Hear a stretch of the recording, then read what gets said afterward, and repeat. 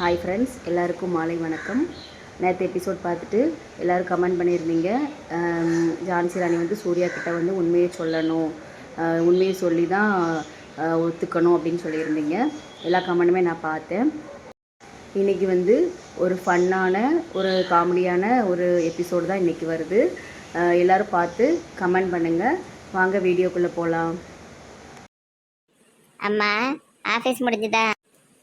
முடிஞ்சதுமா. ஒரே வேலை குடும்பத்துக்காக என்னெல்லாம் பாடுபட வேண்டியதா இருக்கு. ஒரு மாசம் வேலைக்கு போயிட்டு இப்படி புலம்புத. அப்போ நான்லாம் காலம்பூரா வேலை பார்த்துருக்கேன்னு. காலம்புறம் வேலை பார்த்து என்ன மேன் செஞ்ச? கடைசியில் ஒரு குடிசை வீடு கூட கிடைக்கல. அம்மா வந்தது ஏமா அப்பாட்ட சண்டை போடுறீங்க? உனக்கு தெரியாதம்மா இவரை பத்தி. பூவர் மேன், சூட ஒரு காஃபி போடுங்க, தலைவலியா இருக்கு. மல்லிகா, இன்னைக்கு உன்னை என்ன பார்த்தோம்ல, எதுக்கு என்று பேசக்கூடாதுன்னு சொன்னேன். காரணத்தை தான் அங்கே வச்சே சொன்னேனே. ஓனர் மடி வந்து பேசுனா எனக்கு அவமானமா இருக்கும். அப்போ என் புருஷன் இங்கே இப்படி இந்த மாதிரி வேலை பார்க்கறன்ட்டு சொன்னா எனக்கு ஒரு மாதிரி இருக்கும்னு சொன்னேனே. ஓனர் கூட எதுக்கு அங்க வந்த? என்ன மேன் கேள்வியை கேட்டுக்கிட்டு இருக்க? ஆஃபீஸில் ஒர்க் பண்ணால் வேலை ஏதாவது இருக்க தான் செய்யும். ஓனர் கூப்பிட்டாங்கன்னா அங்கே எங்கன்னு போக வேண்டியதாக இருக்கும். உனக்கு கம்ப்யூட்டர்ல தானே வேலை, அப்புறம் எதுக்கு ஓனர் கூட எல்லாம் அலையுதுன்னு கேட்டேன். படிக்காத பட்டிக்காட்ட ஆளு நிரூபிச்சிட்டியே. உனக்கெல்லாம் என்ன தெரியும்? என்ன தெரியும்னு கேட்டேன். ஓனர் வந்து ஏதாவது கணக்கு வழக்கு பார்க்க கூப்பிடுவாங்க. மல்லிகா, சொல்லுதுன்னு தப்பா நினைக்காத. நான் அன்னைக்கு வேலை பார்த்துக்கிட்டு இருந்தோம்ல, அங்க உள்ள ஆளு வந்து உன்னையும் உங்க ஓனரையும் சேர்த்து வச்சு தப்பு தப்பா பேசுதாங்க. நீ என்ன இருந்தாலும் பொம்பளையால் பத்தியா கொஞ்சம் கவனமா இருந்துக்கோமா. யாருக்கிட்ட போச்சுன்னா கஷ்டம். கிட்டத்தட்ட 22 வருஷமா வேலைக்கு போகாம வீட்டிலே இருந்துட்ட. இப்ப திடீர்னு நீ வேலைக்கு போனதும் உன்னை பத்தி இப்படிலாம் பேச்சு வருது. ஒரு மாசத்துக்குள்ள இவ்வளவு பேச்சு வருது பாரு. அது எனக்கு மனசுக்கு ரொம்ப சங்கடமாயிட்டு. நான் அந்த ஆள்கிட்ட நல்லா கோவப்பட்டு விட்டேன். மூடர் கூட்டம், படிக்காத முட்டா கூட்டம், அறிவில்லாத கூட்டம் இப்படிதான் பேசும். சி, என்ன ஒரு மோசமான மனநிலை உள்ள ஆளு. உன் கூட சேர்ந்த ஆட்களும் உன்ன மாதிரி தான் இருப்பாங்க போல. என்னையவே எதுக்கு திட்டிக்கிட்டு இருக்க? இன்னைக்கு நடந்தது தானே சொல்லுவேன். உனக்கு உடம்பு முழுக்க சந்தேகம் மேன், அதனாலதான் நீ இப்படி பேசுற. ஒரு மாசம் ஆனாலும் 50,000 ரூபாய் சம்பாதிச்சிட்டாலே ஐயோ நம்ம இப்படி ஒண்ணுமே இல்லாம ஓட்டாண்டியா இருக்கோமேன்னு உனக்கு வயித்தெரிச்சல். ஆமா, ஒண்ணுமே சம்பாதிக்காம தான் என் அவளை இன்ஜினியரிங் படிக்க வச்சனாக்கும். ஆமா, பெரிய இன்ஜினியரிங் படிக்க வச்ச. கடனை உடனே வாங்கி தானே படிக்க வச்ச. அதுக்கப்புறமா விஷால் தானே உதவி பண்ணா. விஷால் உதவி பண்ணது இந்த வருஷம் தான். ஆனா நம்ம அம்மாவா அங்க 2 வருஷமா படிச்சுக்கிட்டு தான் இருக்கா. அதெல்லாம் நான் கஷ்டப்பாடுபட்டு தான் அவளுக்கு பீஸ் கட்டி விட்டுக்கிட்டு இருக்கேன். அப்புறமா பள்ளிக்கூடத்துல இத்தனை வருஷம் அவளுக்கு யூனிஃபார்ம், புக்கு, நோட்டு, பீஸு எல்லாம் யார் கட்டினது? நீயா கட்டின? நான் தானே கட்டினேன். மேல் ஈகோ இதுதான். ஒரு பெண் சம்பாதிச்சிட்டா அப்படின்னு தெரிஞ்சதுமே அந்த ஆணுக்குள்ள அந்த ஈகோ வெளியே வந்து எப்படியெல்லாம் பேச தோணுது. எப்பப்பா இந்த மாதிரி ஒரு ஆளை போய் கல்யாணம் பண்ணிட்டேன். கடவுளே, சண்டை போடாதீங்க. டெய்லி 2 பேரும் சண்டை போட்டுட்டே இருக்கீங்க. அப்புறம் நான் எப்படி தான் படிக்கிறது? நீ படிச்சிடலாம்.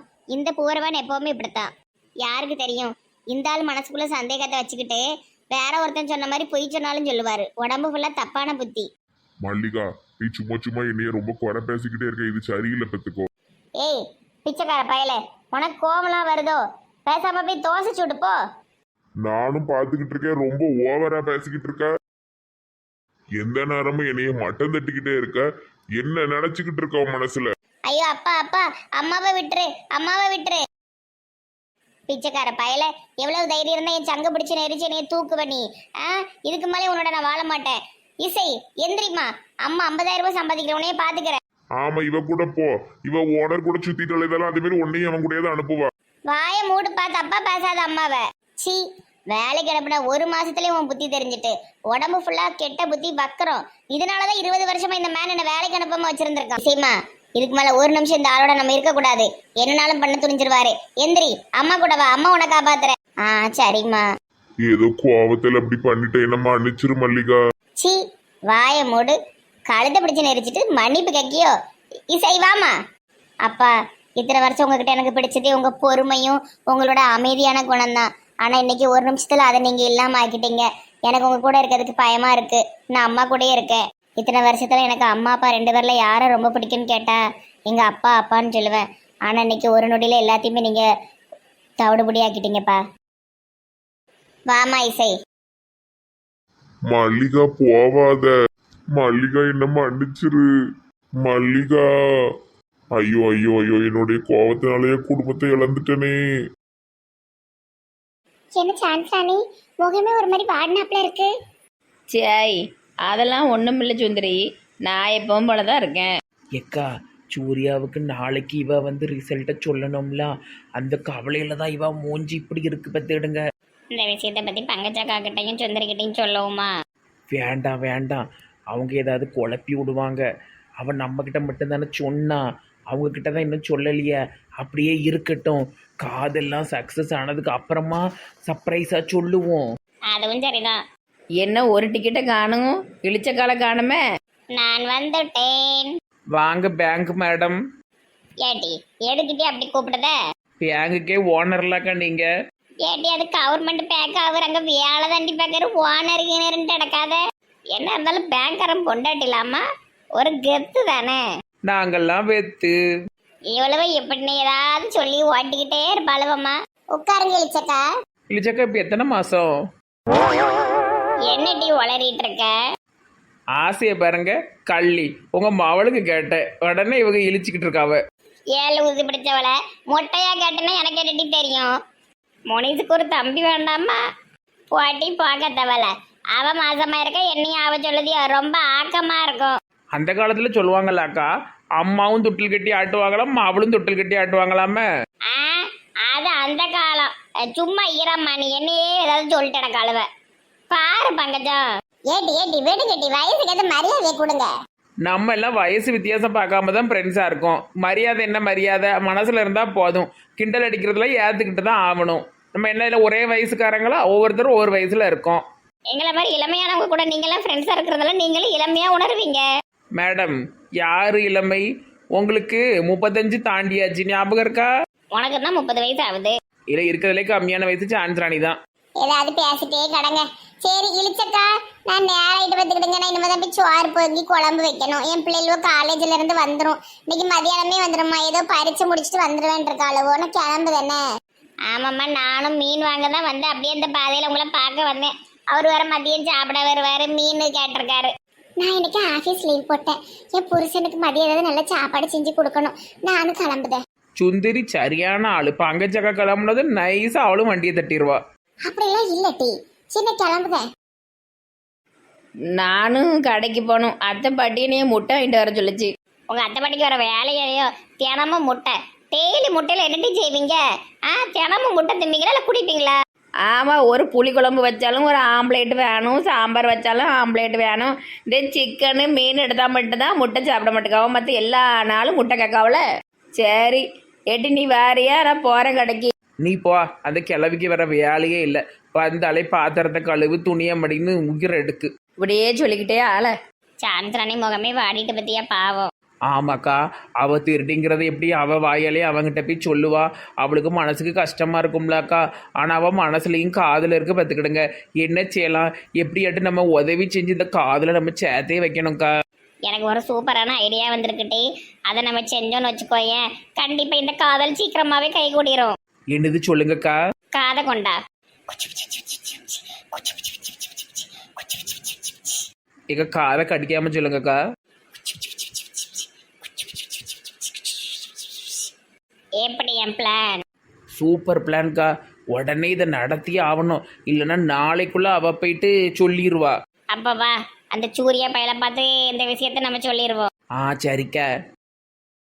சூரியா சூரியா சொக்க வைக்கும் சூரியா. காதலில் நீ எந்த வகை கோரு? இந்த டீ கடையில தான் உட்காந்துருக்காரு சூரியா, என் குழந்தனாரு. நான் ஆம்பளை பையலில் எந்த நேரமும் டீ கடையில தான் உட்காரது போல. அப்படி என்னதான் இருக்கும் தெரியல. நம்மளே எத்தனை நாள் டீ கடையில் உட்காந்துருக்கோம், அப்போ இந்த ஆம்பளை பயிர்களுக்கு கேட்கவா செய்யணும். வாங்க நைஸா போய் பேச்சு கொடுப்போம். என்ன குழந்தனார? வாங்க மைனி, டீ குடிக்கீங்களா?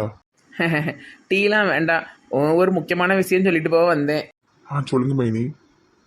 உங்க காதல் கதையை நாங்க கேள்விப்பட்டோம். சாந்திரானி யார்கிட்டையும் சொல்லாம எங்க 2 பேர்கிட்டயும் மட்டும் அந்த விஷயத்தை பத்தி சொன்னா. ஓ அப்படியா? குழந்தனார அவ உங்ககிட்ட 1 வாரம் டைம் கேட்டா, இப்போ 2 நாள் டைம் கேட்டிருக்கா. எங்களுக்கு எல்லா விஷயமும் தெரியும் பார்த்துக்கிடுங்க. அதை விட ஒரு முக்கியமான விஷயத்த சொல்லதுக்கு தான் நான் வந்தேன். எதுக்கு மைனி அசிங்கமாச்சு இருக்கீங்க? விஷயத்த சொல்லுங்க. என்ன குழந்தைனாரே, நான் அழகா நடிகை சினேகா மாதிரி சிரிச்ச நீங்க அசிங்கமா இருக்குன்ட்டீங்க. ஏற்கனவே மன அழுத்தத்துல இருக்கேன். தயவு செஞ்சு உங்க காமெடிக்குள்ள எனக்கு சிரிக்கிற மூடு இல்ல. மன அழுத்தத்துல இருந்தா மட்டும் இல்ல, நார்மலா இருந்தாலும் அவ காமெடிக்கு சிரிப்பே வராது. சரி நான் கிளம்பட்டா? மிலிட்ரிக்கு டக்குன்னு கோவம் மட்டும் வந்துடும் மூக்குக்கு மேல. சொல்ற விஷயத்த கேளுயா குழந்தைனார. விஷயம்னு சொல்றீங்களே தவிர என்னன்னு சொல்ல மாட்டேங்கீங்களே. அதாவது சூர்யா அவர்களே, வேற ஒன்றும் இல்லை, நீங்கள் சான்ஸ் ராணியை ப்ரப்போஸ் பண்ணிட்டீங்கல்ல, அவள் உங்ககிட்ட நிறைய பொய் சொல்லுவா. நான் ஒரு திருடி, நான் ஒரு கொள்ளைக்காரி, என்னுடைய இறந்த காலத்தில் நான் அப்படி இருந்தேன் இப்படி இருந்தேன்னு கதையாக விடுவா.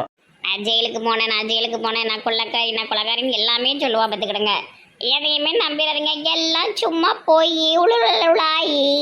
ஏன் அப்படி போய் சொல்லணும்? இது ஒரு சரியான கேள்வி. ஏன் அப்படி போய் சொல்லணும்னா, நீங்கள் நெசமாலுமே அவளை காதலிக்கீங்களா, அவன் மேலே இருக்கிற காதல் உண்மையானதான்னு தெரிஞ்சுக்கிறதுக்கு உங்களுக்கு ஒரு டெஸ்ட் வைக்கா. அட கள்ளி, நான் அவளுக்கு டெஸ்ட் வச்ச மாதிரி அவன் எனக்கு டெஸ்ட் வைக்கலா? உண்மையான காதல் அந்த பொண்ணு எப்பேற்பட்டவளாக இருந்தாலும் அவளை காதலிக்க தான் தோணும்.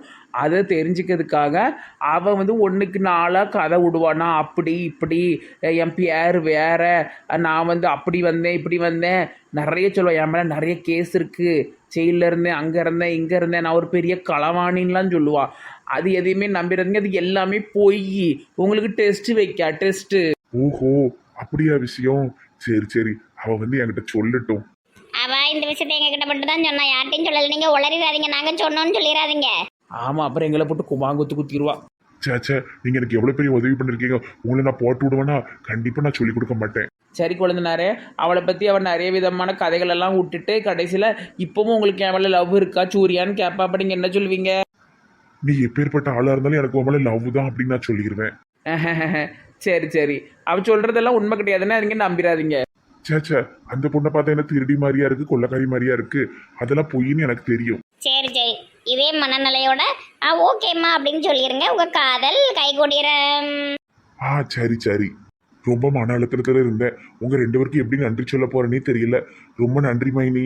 நோ மென்ஷன், இது என்னுடைய கடமை அல்லவா? இப்பதான் மனசுக்கு திருப்தியா இருக்கு. சரி, நாங்க கிளம்புதோம்.